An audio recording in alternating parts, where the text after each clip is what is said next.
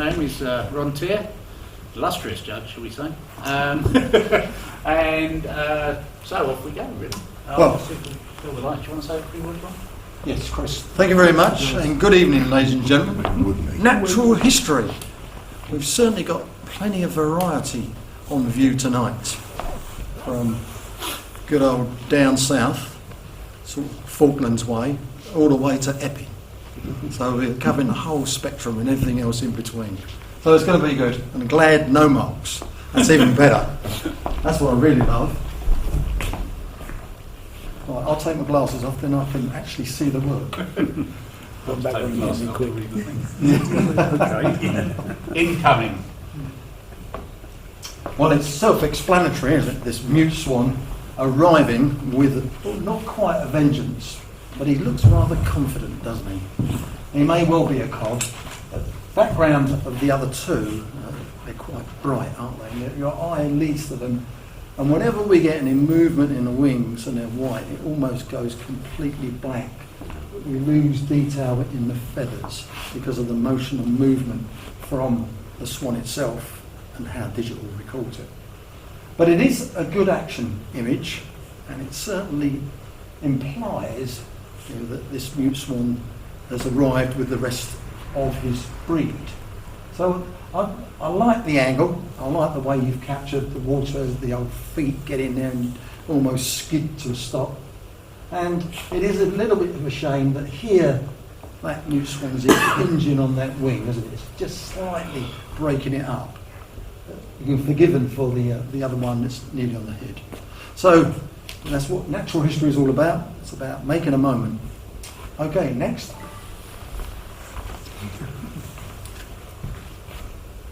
Rock pipit. Definitely a rock pipit. It could be a meadow pipit that's got lost. They are very similar in coloration, speckled breast, just like the rock pipit. Their song is very similar as well. And for obvious reasons, they are the pipit family, so they're very similar. Here, it's probably near a nest, but they generally land and then go to their nest. No, they don't land right on the nest, just in case predators are watching. And you see how well it's camouflaged against its environment.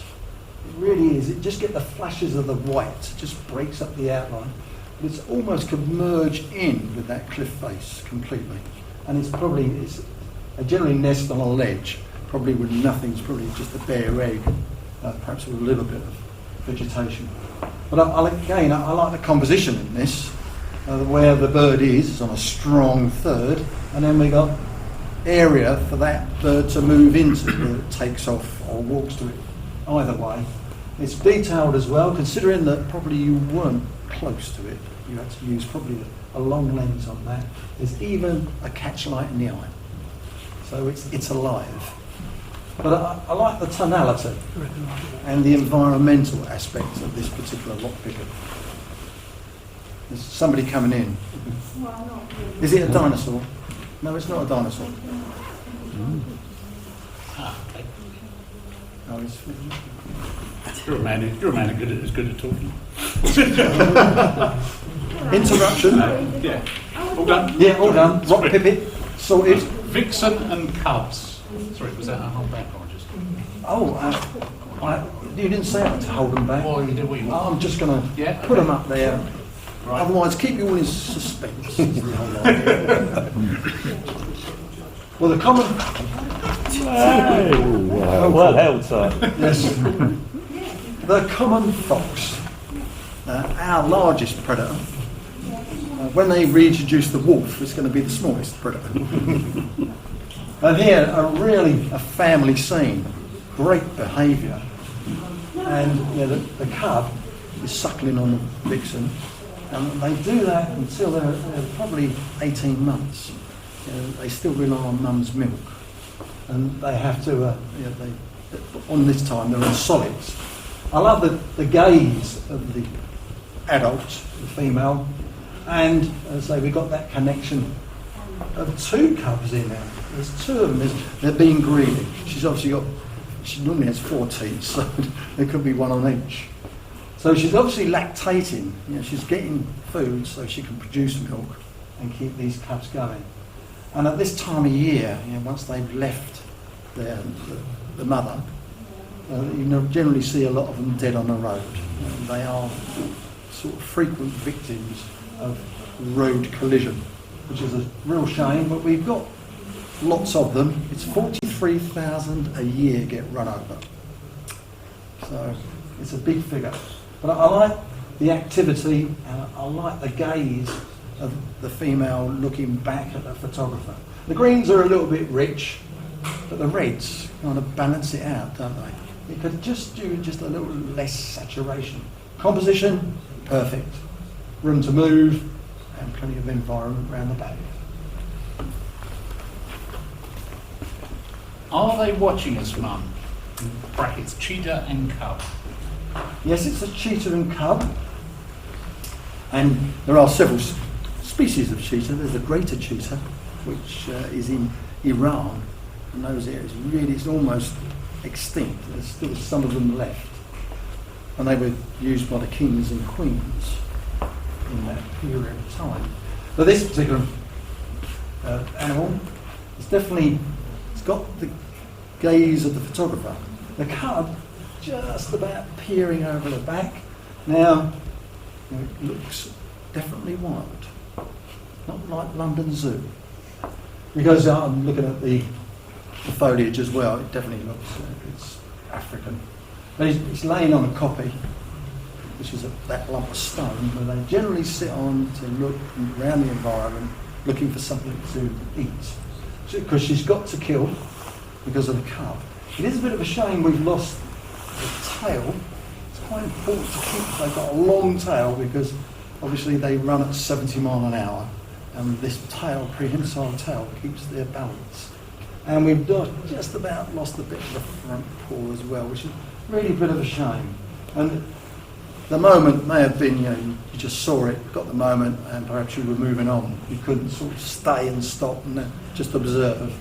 So we got that connection of, that moment of eye contact. I just love the way the little one's peeking over the top.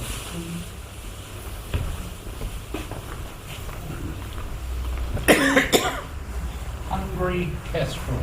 Yes, for all those out there who don't like a bit of gore, that's an intestine going into the kestrel's bill, clearly stretched. It looks as though it could have been part of a chick or something of that nature. And on its favourite stump, it's also ringed. Now they ring the birds of prey because they want to know about their movements and their sort of how many there are, their population. But I'm enjoying the meal. None of you are going to go for a meal, are you? It's a bit raw. Japanese kestrel. Yeah, the background is totally out of focus, like it should be. It doesn't impinge on the scene, and the bird itself is very sharp. Kestrels were nearly on the sort of endangered list because they were disappearing, because our grasslands were disappearing, and their main prey is mice and voles.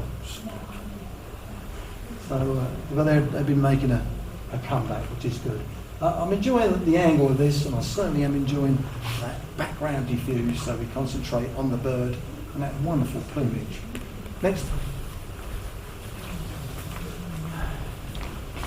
King penguin colony. King penguins. It has got the Latin one. Yeah, I know the Latin, but I wouldn't repeat it. Yeah, king penguins. Falklands is where they're found, because it's the southern ocean, but the southern hemisphere here, there are no penguins in the north. And they are related to the emperor that's found in Antarctica. And you can see that the weather in the Falklands is certainly joyous. Done very well the photographer to get this illumination, because they're not burnt out. You could easily burn out the breast of the penguin if there's too much light, because it's white and it's dense. Because they're waterproof, as you know. These wonderful colours on their neck and their bill really denotes the king. And you've certainly kept you know, considering how many there were probably 100,000, if not more, in this scene. You kept at least bodies on the edge. You haven't cut them in half, chopped their heads off. You really can't do much about it, but I like the three in the foreground. That's great composition, because the three lead us in to all the activity that's going on in the background. It is sharp, but it's enough sharp to give us layers all the way through. And then we go to the back and it's sort of soft. I like that recession. It really is an extraordinarily good image from this area. Pardon, dear? Can't you hear me? No. You're going deaf. Go back outside. I'm not going to shout, but it's got a wonderful atmosphere about it. It really does say the Falklands. I've not been there. I'd like to go, but you never know. If I win the lottery. That is a very good image.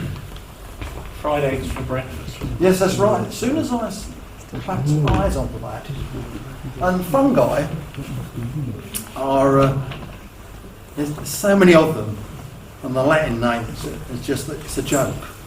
And you're right. It looks like a fried egg, and it possibly is its secondary name. But I like the cluster of them. I'm just looking for the bacon. It's in there somewhere. But it's a good cluster of fungi together, well illuminated. The photographer may have used an initial flash or a soft box, on the flash just to calm it down, or it was illuminated, because they grow right down in the undergrowth nearly, because that's where fungi grow.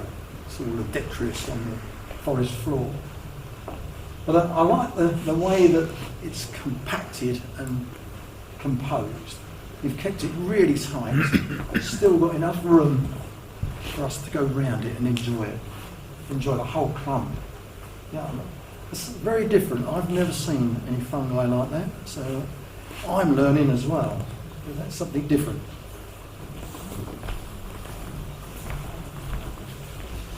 Barn owl hunting. Yeah, the good old barn owl.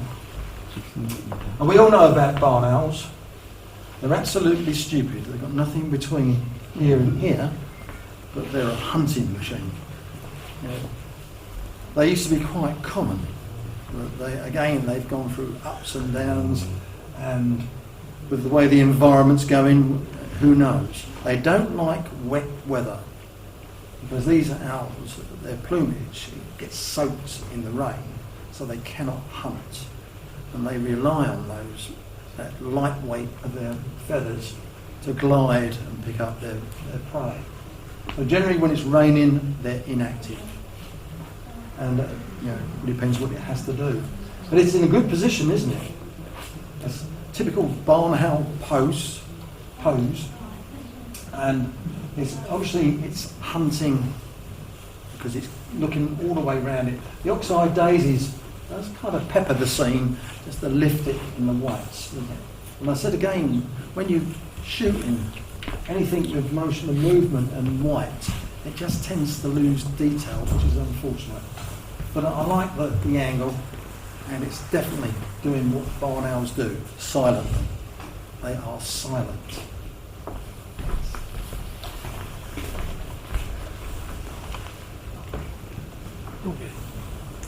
Young blackbird with snail. That's correct, yeah. I mean, it's unusual for a blackbird to take a snail. One might assume it's possibly a young thrush, but we can't see it from the front, the speckled breast, because the blackbird and the thrush are the same family, so they look very similar, especially when they're young. Having a snail, as I said, I suppose it's got a delicate taste. It's a snail. Complete. But that's a good shot as well, isn't it? It's showing again behaviour, a bit of hunting. It's probably picked it up in the undergrowth here, and that snail has just met its unlucky day. But again, it's in the environment, so it feels quite a bit of the frame. Our eye directly goes to the bird, as it should, and the environment then fills the rest of it, of the image, closes it all in, gives us that added information, as we assume. And it's very sharp again, and with catch lights in the eye also, which is always important to denote it's still alive. Because I've been fooled on the odd occasion. This wonderful fox beside a telephone box didn't have any catch lights because it was stuffed.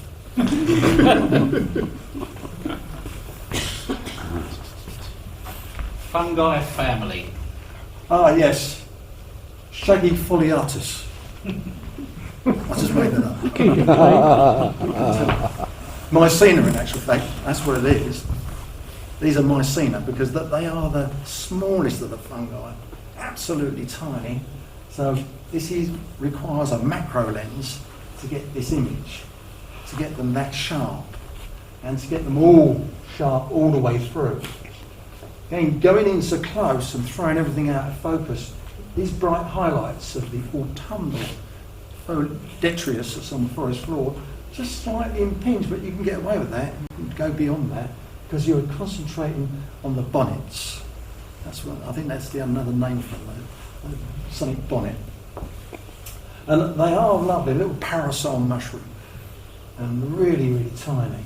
And you've got all the detail of the rotten wood, because that's where they appear. And you've got a really good selection, haven't you? 3 and 5. You've got all the numbers. That's what you want. If you're going to do anything, it's 3 and 5. Done. Because they all say about 3s and 5s, odd numbers. Okay, demo. This one here. That'll do. You just. But it looked good on the start. I'm enjoying that. That's a really individual image of these particular mycena. You got down really low. Got your knees dirty, didn't you? Next. Serengeti mating lions. You're telling me porcupines, that was in Windsor Park, wasn't it? Well, this is what lions do to procreate, and he does it about 65 times. When he's finished in about 30 seconds, he gets a swipe all for his trunk. Generally, that's why all the marks on his face and all that gets the cuts on the nose, because she means it. But this is, the act. It's a really good lion. Obviously, head of the pride, because that's why the lionesses are okay. And I'm sure you've seen all the programs, haven't you? How many natural history programs do we see about the wildlife in Africa? Truly magnificent. I like the way you've caught the moment. You haven't disturbed them. Did you get out of the vehicle? It's getting closer. No? Because they're preoccupied, you're okay. Oh. If they were eating a wildebeest, you'd be all right to get out of the vehicle as well. Just don't run. Yeah, I really like that as well. It's got a mark on it. Sorry about this photography. It's been damaged, it's a shame. But it's still got wonderful sharpness. No, it's been rolling around in the hay. But look at the detail. You can smell them from here, can't you? Yes, that's a good one from Africa as well. Friendly bearded reedlings. Oh yes, the bearded reeling or the bearded tit. There's always been this kind of wondering about what they are. I always think they're bearded tits. And the youngsters, the reedlings, which this one is here. Again, what we've got, they're difficult to find because they generally hide because they don't want to get in the way of anything predating them. And then we've got this foliage, which really is unfortunate, cutting right across the two. It almost decapitates the pair, doesn't it? And I find that obtrusive, unfortunately. And you can only get the one moment. If you see it. I think I might have tried to do something. Either perhaps just use the top half, or and these moments are fleeting. You can't go back and do it again. You get the one go and nothing else. And that, unfortunately, bisecting this particular scene does spoil it. I'm not over keen on the timber behind them. It's obviously some sort of perch as well, because it's got the odd bit of bird poo on it. But unfortunately, that does spoil it. Real shame. There is another one over here, yeah, which is, well, goes without saying. Right, well, when we get to it. Velvet and fungi, and of course you both know the Latin names. Oh, of course I do. That. Yeah, Ogulus obstrusus. Hypo something. Look at them. I say that they always grow in somewhere relatively dark and damp. That's sort of what fungi like, and they just sprout up when all the weather changes. Generally autumn, isn't it? But they can find them in summer as well.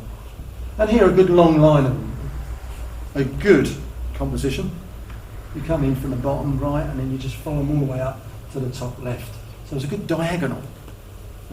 Nature's amazing how it all forms. Because all the tendrils go all the way along up there, and they just sprout off the same one. It's really amazing. And again, we've got the diffuse background. That's not impinging anything. The greens, again, a little bit rich. I just like to see them just tone down a tad. Just take them down a bit. But you're never going to get the detail unless you really get really low contrast light. Get the detail in the cap. But it's a good composition. That I like. Pollinating. And if it wasn't for bumblebees or honeybees or any of the bee family, we'd all starve to death because they are vitally important in pollination of our crops as well as every plant. And here it is. They could be it's around the back there. Could be a buff-tailed bumblebee. There's a lot of different species. And on this allium plant, it's getting good. Allium, which is really well scented, and if you go to Kew, they have an area with plenty of allium, and it's full of bees when it's sort of high summer. Because obviously you see this particular individual is covered in pollen all over it. And that's just the front end. The back end, the legs are probably weighed down. And again, it's showing us behaviour in the insect world and how they go about the process of pollination. And that's precisely what it's doing, as well as collecting enough nectar for the beehive when it goes back to make honey. Yeah, I like the composition. Again, it's down there, the white stalk of the plant itself, it doesn't impinge either, it kind of blends in with the rest of the background, so the bee stands out. Yeah. Okay, Chris. You know what you get exercise. Yeah, it's a rare treat for me. It's a rare treat. Peacock. Yeah, introduced from India. It's a native bird in India, is the peacock. And you can see why the kings and queens wanted them festooned all around their wonderful buildings. Because the colour. But you wouldn't want one next to you because they go all day long. And there's a reason for that. They are a warning in the Indian jungle when tigers are going after chital or samba. They call out, along with the langurs. They give them a warning that there's something around. Of course, they don't care because tigers don't eat them. Well, they might snack on them occasionally.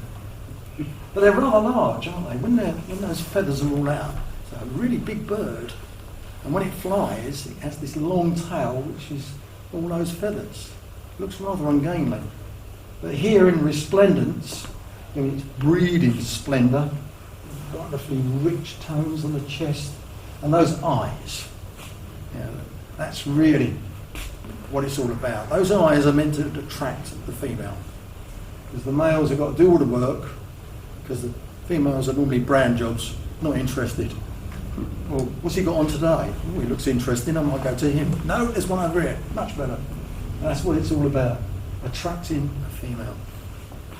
That's a really good fan. You've gone in really, really tight, filled the frame, and placing centrally the head and the body, well, that's what you've got to do. Yeah. It's a good one of the old peacock. Large red damselfly. Yeah, again, and they're doing what they do naturally, mating together. Yeah, you sometimes see, I'll go this side, very sharp. And here, that's a, oh, it's the insect. That's the bubble. Sorry? Someone said cuckoo. Yes, cuckoo spit. That's what it is, cuckoo spit. So we've got both in here. We've got cuckoo spit and the red damselfly and its mate. And they do that in flight as well. It's slightly dark, isn't it? But I think the photographer probably has vignetted it in a way to actually emphasise the dragonfly. Well, in actual fact, it's damselfly. But we are losing sharpness. Over here, it's starting to go because it's a very narrow depth of field to get cuckoo spit and the head of the damselfly sharp. So you really are up against it and losing it just there. It's a bit of a shame. Because again, it's something different. That's what photography is all about. Right, Chris, do I put this one down here? Yeah, if you can. Ducks and the art of flight. Ducks and the art. They're not ducks, they're pochard. That's what they are. Ducks and pigeons, that's the only two types of birds. Pochard with a red head. Or it could be widgeon. One of them. Pochard and widgeon. It's got green wings. I didn't notice those. But you can see that flocks is what they generally fly around in. And I almost thought it was a but I assume it's not. But I like the action of the whole image. I like the way you can follow through each bird and to the event going flying out of the scene. It's been certainly handled rather well, considering they're in flight. You really, again, you're putting yourself up against it to get them crisp and sharp, and they are sharp enough because they don't have to be razor. You've got to have motion, like we have with the swan, so we know it's flying. It's not frozen. And I like the composition. You've got a good sky beyond it as well. That pale blue sort of helps the birds stand out, doesn't it? Yeah. And it's certainly bold with your mounting. You've got lots of money. Double mount. You don't like mushrooms, don't you? Fungi. When puff balls. When puff balls puff. That's right. They only do it the once, puff balls. You have to know when it's going to happen, and there's no signal. You can tickle them, apparently. And then puff, the magic dragon. Yeah, you've caught the seeds, and that's what you can see. That's the seeds emanating out the top of the toadstool, and they're going to land, and then they're going to germinate. And that's precisely what that's all about. And to capture it, you must wait some time for this to happen. And it's a great shot, isn't it? The illumination, again, what could you do? You need illumination to give you the texture on the top of the puffball. It can go over, you can't control that. It's a reflective surface. I think that's a very good individual image of something that we wouldn't witness unless a photographer had taken it. Because you don't walk along and then see, oh look, it's just puffed. That's all right now, that's it. Okay, another Mycena and a bonnet, and again in the autumnal vegetation. I like the way these poke through, these five, and then the one on the top. And again, this is what fungi is all about. It just sprouts as soon as the weather conditions change. Bingo, they all come up. It's a good grouping, isn't it? It's certainly well handled in the exposure department. I like the ones down here, really well handled there. And then all the foliage around it, just to add as a framework around the toadstool itself. Yes, good little Mycena, mate. whatever it was. Red panda having a snack. It is a red panda, And it's having a snack. and they like bamboo and several other things. You see that they are unique, found in China. There are not many of them in Essex, unfortunately. And a good prehensile tail because they live in trees. And this one's having a good old munch, just been fed. Good detail on the panda's head. What about all those bright lights behind? All those bright areas where the light's bleeding in. It just draws the eye beyond the animal itself. You can go in with them. They're not too dangerous. There have been many people killed by a panda. But I like it's cute, isn't it? You've certainly done the exposure correct. Lots of detail in the coat. Even in the dark shaded areas, you can see the texture of the fur. And it's those wonderful adoring eyes and the mask of the face. Yeah, lovely red pandas.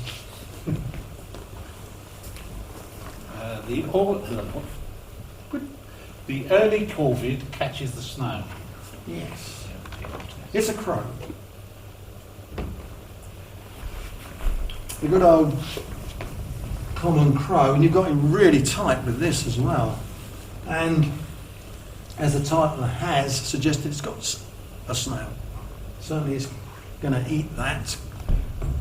A delicious snack.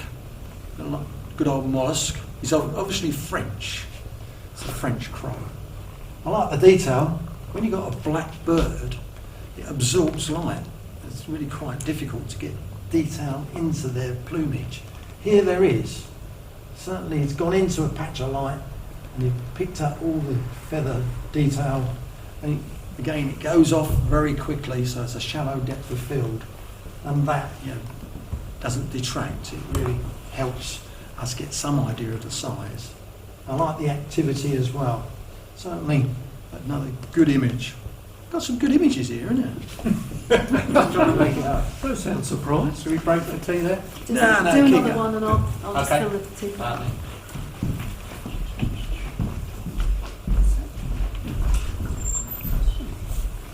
Porcelain fungi. Yeah, we've got two porcelain fungi here. Well done. It's fungi 3. Oh. And why is it called porcelain? You can see the gills underneath give it kind of that texture. And this is the appropriate way of photographing this type of fungi, is to get underneath so you get the gills and the porcelain texture of the plant. It gives it a translucency.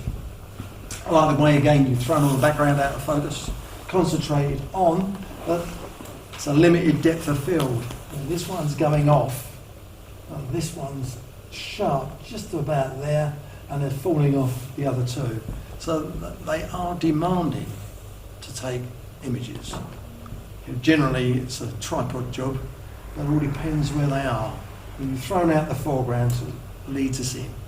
Yep, that's a good one. Yeah, we get another one in, come on. One more. Don't worry about Joe. While the kettle's boiling. Yeah, while the kettle's boiling. Molly, strike while the iron's hot. Because this is the only monochrome here tonight. The world's scary mum. In brackets, yellow baboon. Yeah, you shouldn't give them cute titles. It doesn't work in natural history, so it loses the mark now. As a monochrome, we can tell it's a yellow baboon, can't we? Can't we?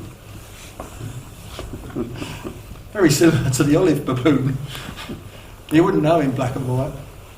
But it's all about the connection, isn't it, between the adult and the young. It really is. And that youngster does look sort of terrified. Probably seen his mum, thought, this is the first time I've seen her. And I like the connection.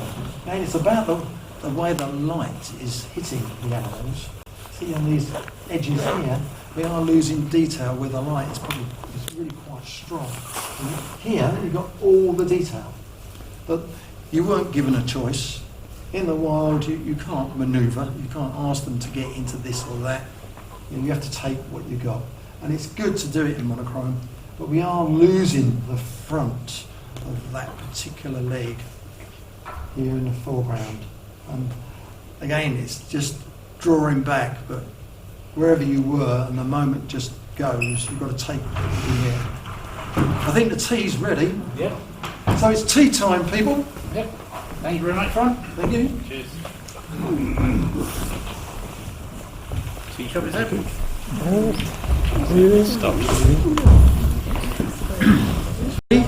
Good chat, biscuits. Yeah, that's what a good club's all about. And we'll continue. We ain't got too many to go. Male bearded tit Yes, taking off. it definitely is a bearded tit. And it's a very good bearded tit, isn't it? If you compare the two that the previous one we had, you can see that there is a little bit of difference. So it doesn't take anything away from the photographer. But obviously the photographer who took this was using their camera craft and got lucky that the bearded tit came out from underneath the reeds. And this is a gorgeous image, all fluffed up breast, and it's about, as the title says, about to take off. Good diffused background, not to interfere with anything, and a great perch, a really good reed to actually land on and take off. They are wonderfully coloured, and this wonderful beard that they have, the black, is really spectacular. You don't see enough of them. You've got to go to Titchwell, haven't you? Titchwell's very good to see bearded tits. Okay, this is a leopard seal Antarctica, which is of course the Hydrologica leopardicus. It is very good. Or some series of Latin words like that. That's why I don't read out the Latin. Yeah, the good old leopard seal. This is the boy that chases penguins. They come off the ice floes and they have to look if one of these is around. But if you look at their jaws, they are jaws. They're like the shark of the Antarctica. And they skin penguins. They actually skin them alive. They are voracious predators. And this one looks certainly like it's okay for a deal. I don't know if I'd want to be swimming in the water with them, but apparently they don't attack, generally, sort of scuba divers, because they kind of treat them like us, or them. It's a big penguin. Don't get any scuba divers there. They do, yeah. BBC. Yeah, they've done loads of stuff in Antarctica. BBC do. Yeah. I don't do it, I'd like to. But it's a good action one of it. We haven't got the rest of the animal. They are really large. That's why they need to eat penguins. But it's a good environmental image as well. The blue ice of the Antarctica. Lovely. It was cold. It's almost like a paw here, isn't it? Mm. It's sitting on a giant polar bear. It's in the wrong place. They eat penguins. They do. How do they get the wrappers off?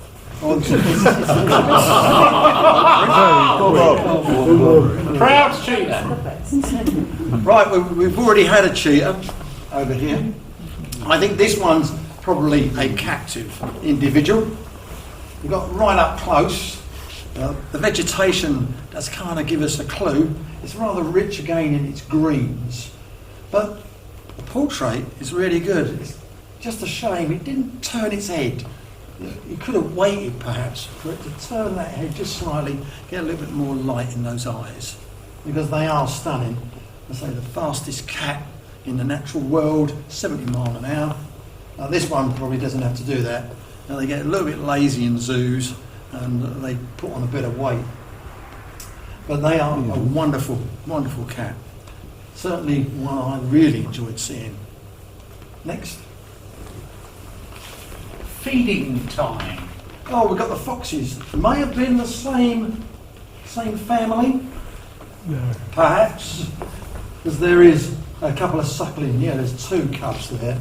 Again, in this particular image, it has some. The colours are rather rich, a bit dense as well, which is a bit unfortunate. You know, however these have been printed, if it's under your control, you need to sort of overexpose to print it. If it's been printed by somebody else, punch them on the nose. Or go back and demand another one, please. Because it is rather dark in these areas here. So everything's sort of merging together, which is a bit unfortunate. But the pose is great and showing behaviour of our fox. It really does the trick. So that one there, if you compare the two, you can see that there's quite a bit of difference, that they might be in the same place, but different light. This one's a little bit heavy in the old shadows. Porcelain fungo. Yes, we've already seen one of these, haven't we? We'll smash a plate or two.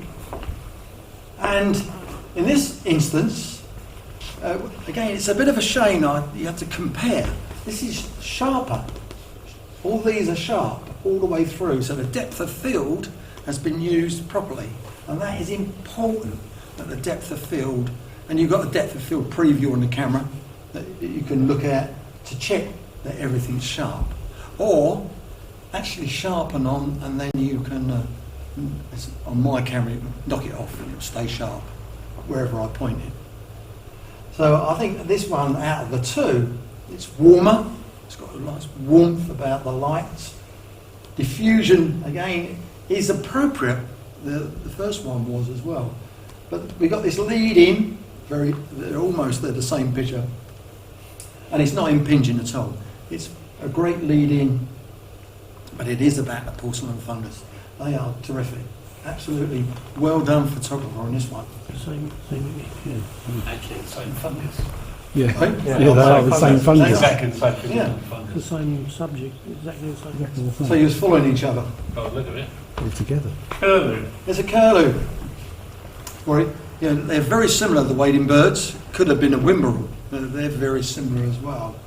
And these are the guys that make a lot of noise when they take off. They've got a rather large wingspan.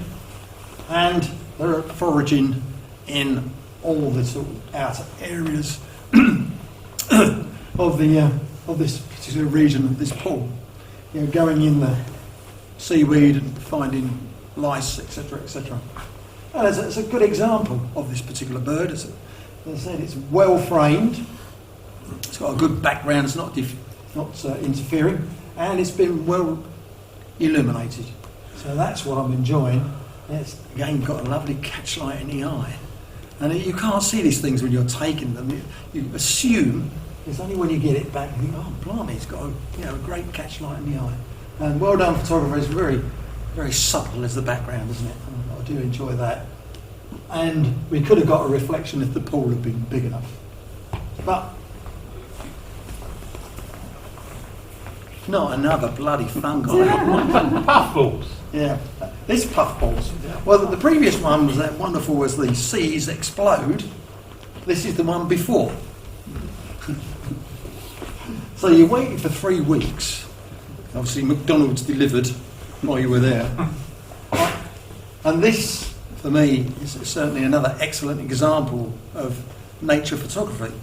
That you get down really low to the almost what is known as the eye level, and then you get the image and all the background, distracting hotspots.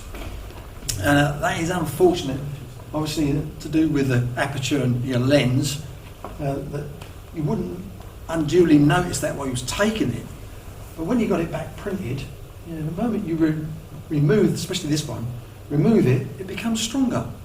Because there's nowhere for your eye to travel to except to the fungi themselves, the puffballs. Now that one there is a little bit dominant as well. I might just tone that down. If it's under your control, tone them down, because they do actually affect the image. Your eyes going bouncing between the two, and you really want to concentrate down here. And it's been illuminated rather well. It's still got some texture on the underside. But a good one. I like the eye level. Barn owl keeping watch. This poor old barn owl, I thought it's been sitting out in the rain. It's absolutely sopping. And it's got some jesses on it, so it's not wild. It's obviously a show bird. You get all those birds of prey centres that show them and give them a flight. But they are a wonderful creature. They really are. We've already seen this image over here of it at work, hunting. Here, it looks slightly bedraggled. It really does. It looks a little bit sorry for itself, because they are a majestic owl. They really are. They're synonymous. They're even more important now since Harry Potter.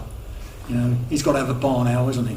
Synonymous with all of that, because they have, you know, an aura about them, and you should be able to feel that.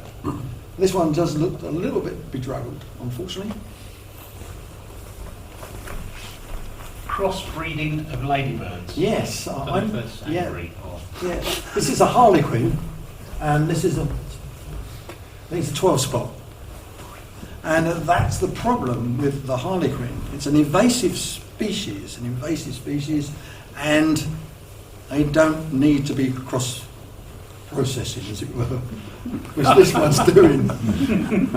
I don't know what it comes out as, a 25 spot ladybird, I don't know. But I do believe they actually kill them. That's what's going on here. It's going to murder the ladybird underneath, because they are kind of an invasive species, and they want to kill the regional species so that they can take over.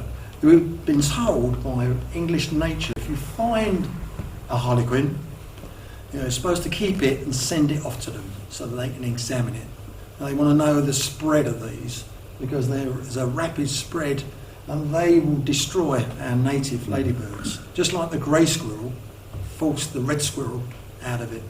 And they're trying to reverse that, aren't they? They're trying to shoot all the greys and give the reds a bit more room to expand. So the harlequin is not a desired ladybird to have in your garden, and as I said, I think it's probably going to be killing it very shortly. But an interesting image.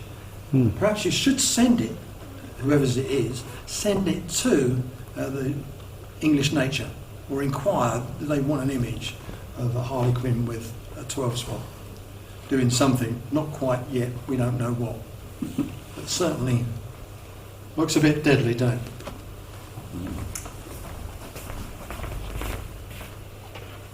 Feather in leaf litter. Yes, I was trying to work out what feather it may be. It's got that tinge. Bird feather. Yes, It's a white feather. yes, that's a good movie. Well done, Heather, for observation. It's got that pale blue, so it could be a dove, it could be a wood pigeon, and it's not a jay, which is unfortunate. But again, interesting, isn't it? What's on the floor of the forest? Birds lose their feathers all the time, and they regrow new ones, or they actually preen and they fall out. And they're forever lasting, getting them wet and sorting them out. That's why you see them in the bird bath and sides of ponds, etc., etc. And in composition terms, I know I'll get it eventually, is that, you know, it runs across the plane of the scene, doesn't it? And really rather attractive, and it's all wet. Now, I'm not suggesting that you poured any water over it before you took the picture or anything else, but it's probably natural. But there's a lot of highlights coming off the oak leaf and the various other leaf foliage around it.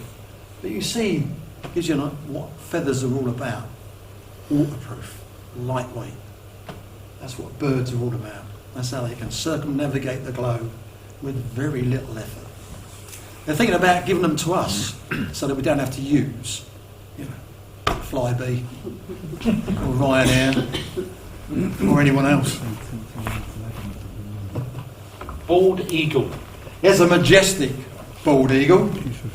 I presume it's a trained or captive one. See these in the sky in quite a few locations in North America and Alaska. That's where they abound, and they generally they feed on carrion and they capture their own as well.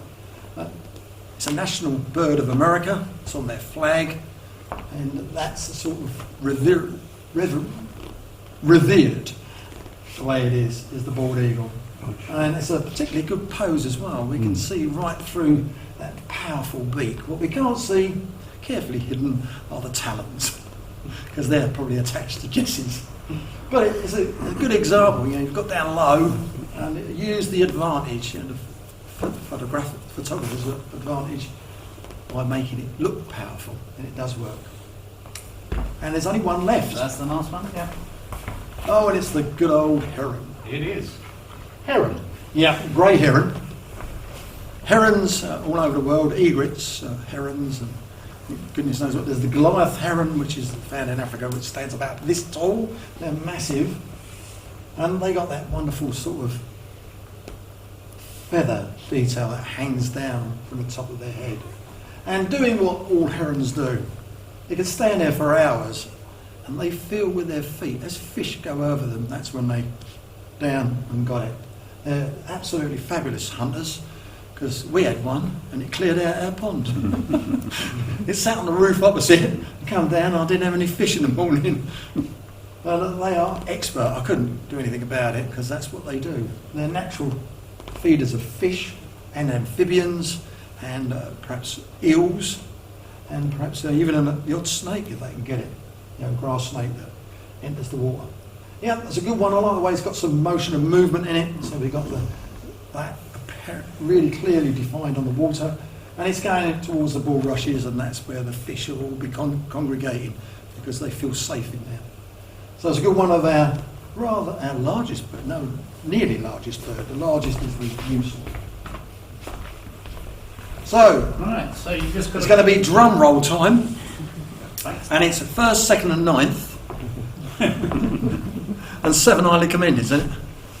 First, second, and third. It's a really tough job because, again, the work that's on display is exceptional. I really am enjoying this. I like the way the variety you will have.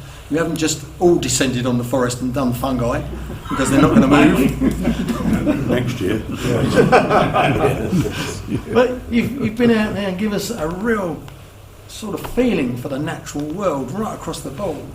And we've been everywhere as well. We've been to Africa, Antarctica, good old Essex, and goodness knows where else in between. And there's some, as I said, really interesting work in here. I love that Harlequin's really got me going. But there's some exquisite stuff. Now, I shall start with the highly commended. I really don't know where to start. Because, Well, you don't know with stuff. yeah, the work is so good.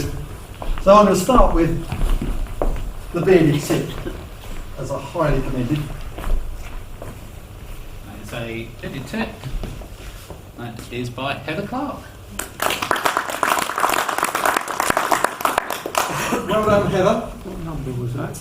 Okay. 26. Chris, number. Oh, sorry, number. I've got it. 26. Thank you. Yeah. And another highly commended is going to be a porcelain fungus. They're a bit different. 30. That is number 30. That is Porcelain Fungus by Geoffrey Sinclair. Ooh, well done, Jeff. I mean, it's so well photographed. It's a shame that we have two that were taken possibly of the same fungi in the It's a same shame location. it's my one you didn't like. Oh, yeah. You're rubbish. You are. Get yourself a tripod. I'm giving up. A decent lens. Oh, we Sorry didn't about like that, it, we Chris. going to make it first. Yeah. Only doing the highly commended. Oh, yeah, sorry, I forgot. Yeah, I'm only doing highly Idiot. commended. I might give 4 highly commendeds. I'm sure I can give carte blanche there, can't I? Do we like? Yeah. You make all highly commended if you want to please everyone. Well, no, I'm not going to please everybody. Highly commended with the kestrel and lunch. That is Number 5. number 5. Hungry Kestrel by Gordon Clark. Well done, Dave. Well, I'm hoping that we'll get a representation of the club rather than just one photographer. So I think I'll go for another highly commended, and then we'll go for the third, second, and first.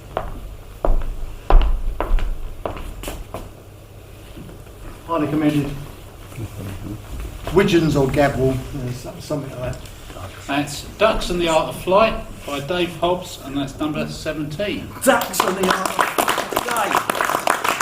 do some research, man. I tried, I couldn't see it. It's a good name for a band, though, isn't it? It is.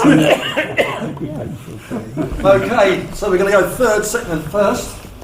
And I was really intrigued with the Harlequin and its evil suppositions of what it's going to do to the 12-spot ladybird. That really is intriguing and should be investigated, really. Utter filth. So this is Crossbreeding of Ladybirds by Heather Clark, number 34. They're not crossbreeding. They've had it for ages. Yeah, well, that's a prelude to death. What a way to go. Yeah, that's what spiders do. Right, second. Second. I've been debating all evening as to what second was going to be, and it's got to be the leopard seal. So this is the Leopard Seal Antarctica by Paul Major, number 27. Here's then, it's a foregone conclusion, because the moment I walked in and I gazed all upon them, there's always, when I'm walking through them, I think, oh yeah, that one, or that one, or that one. But they kind of sell themselves. You look at them and you think, wow, a natural history shot, wished I'd have taken that. Wished I'd have taken that. That is It's a good one. King Penguin Colony by Paul Major.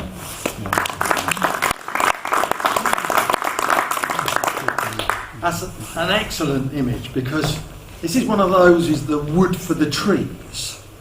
You've got this vast colony of king penguins. Where do you point the camera? What do you look for? It's these three in the foreground that give you that lead in, and then you go to the rest. But they are very interesting. And well done, Paul. That's a great scene of Falklands, I presume that is, isn't it? It wasn't actually, it was St Andrews Bay. St Andrews, where's that? Further, South Georgia. South Georgia. Yeah, it's around that area. There we are. Yeah. Well done. Well done to all the photographers.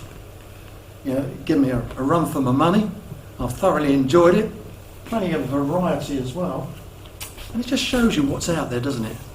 That we drive by or walk by or ignore. It's all there for the taking. Thank you very much. Thanks, Rob.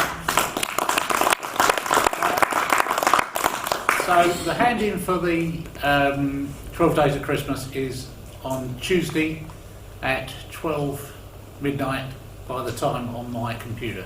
Any later than that it will go. Can I ask Heather to do a few words of thanks to young Ron? Oh, well, I suppose he is young Ron to me, isn't he?